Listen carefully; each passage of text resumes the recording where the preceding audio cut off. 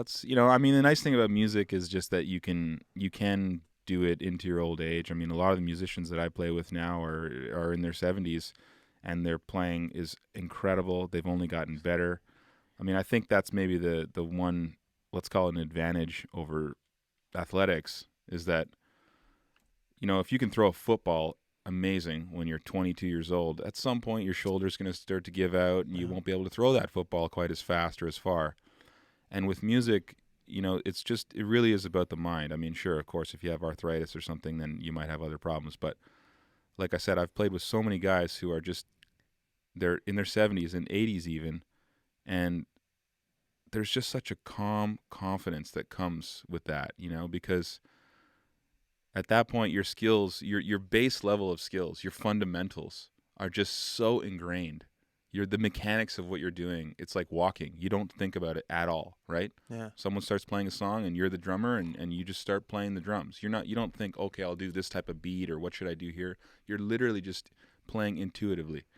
And same thing, there's no shortcut with that. You really just have to earn Yeah. it and have a life in it. And so yeah, I encourage all people to sort of to just have music be a part of their life, if only for that reason. Yeah. Like, don't you think it'd be cool to just be an old man Yeah. and have something that you've been doing since you were young? In some cases Yeah. it's fishing or it's some other hobby, but even if it's not your profession, it's like just to be able to pick out a tune on a guitar Yeah. it's fun, Yeah. and it's a way to meet people. There's a social component to it. I mean, it's like there's really no negative as far as I'm concerned. In my brain, the way it works, especially when it comes to athletics, is I always want to be getting better. Yeah. So in your mind, you have some amazing songs. Mm-hmm. Is there any part of you in your mind that wakes up and goes, okay, no, I have to write a better song? All Or the do you time. just go through All the time. So All the there is a time. little competitive nature in you, but you want to beat yourself. Huge competitive nature. Yeah. Huge You competitive. want to beat nature. yourself. It's I want to beat myself, and I, now that it's my profession.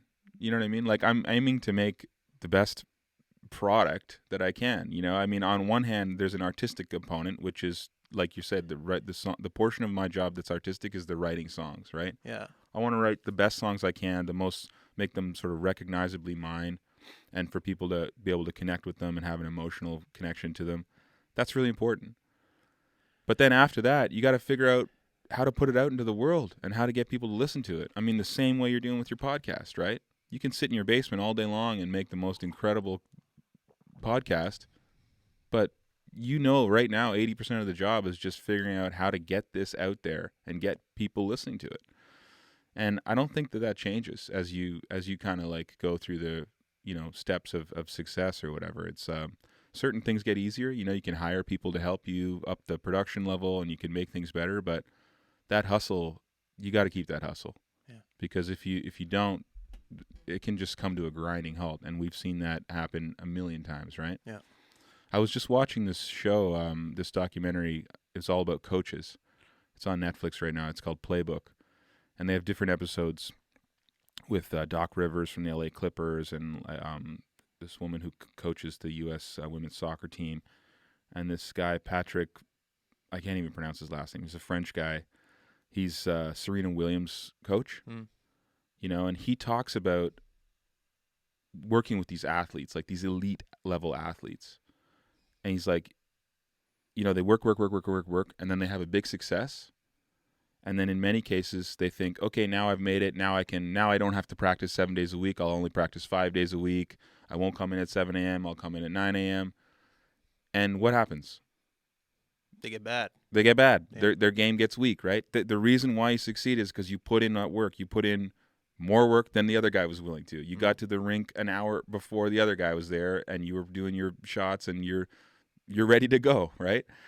And so, yeah, I mean, before we started recording, we were talking about just getting up in the morning, and I do look a lot of things in life. I sort of look at it that way, right? It's like if I can get up in the morning an hour before my kids get up, I get that little head start, a little bit of momentum going into the day, and music for me, like I've never thought of myself as sort of naturally gifted. I always thought like if I can just put in more work than the next guy, then I can get better, Yep. Yep. And certainly that's in athletics and in every other thing of life too. But yeah, musically for me, it's I don't say it in a disparaging way, but it wasn't like I was just naturally gifted, I thought, that's cool. I like that. I want to do that. I enjoy it. Hmm. I enjoy the work. I Hmm. enjoy struggling with something and then figuring it out. And you're like, holy, it just happened. I just did the thing I wanted to do. And Yeah. you said, let's try and do it again. And it doesn't come. And then, it's like that whole process is something that I really enjoy. So there's always more to learn in terms of learning an instrument. And then as a songwriter, it's, you always want to write a better song. You never want to feel like your best album was the one before. You never want to feel like, oh, I've already done my best work. Yeah. I listened to an interview with Paul McCartney a few years ago, and the interviewer was asking him, so, because he had a new album out, and Paul said, the interview asked him, said, is this your best album? Do you think this is your best music? And he said, well, it's hard because, as you know, I was in the Beatles, and you think like, even Paul McCartney is trying to make better songs, right? And whatever, he can decide, or someone else can decide if they like those songs better. But I mean, the guy who was in the Beatles, who wrote songs that are arguably like part of history, there's no argument. They're just part of that classic canon of music, so influential in music and culture and every other way. And even that guy is still trying to write better songs. Yeah. So, I don't think you don't have to look too much further to find inspiration. When a guy like that's doing it, it's like, yeah, I like that attitude. That works well for me. It's almost like you need to have that rock bottom mentality even when you're the most successful. For like sure. The mentality I had when starting this company, when I'm 26 years old, going through my mom's couch to look for toonies to get pizza down the street, that's when I was the hungriest. Yeah. You know what I mean? It's like right now we're doing well. Like we're not great, but we're doing well.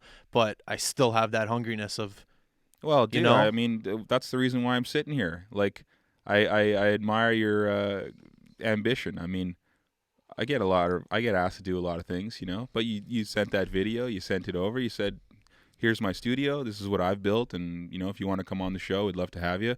Simple, to the point. You're not trying to pretend you're to be something you're not. Oh, like, that's what's required in all facets of life. And I think people respond to it, people respect that. And, if you can sort of carry that as your business grows, then I think you're going to have nothing but success. I appreciate that. Yeah. Thank you.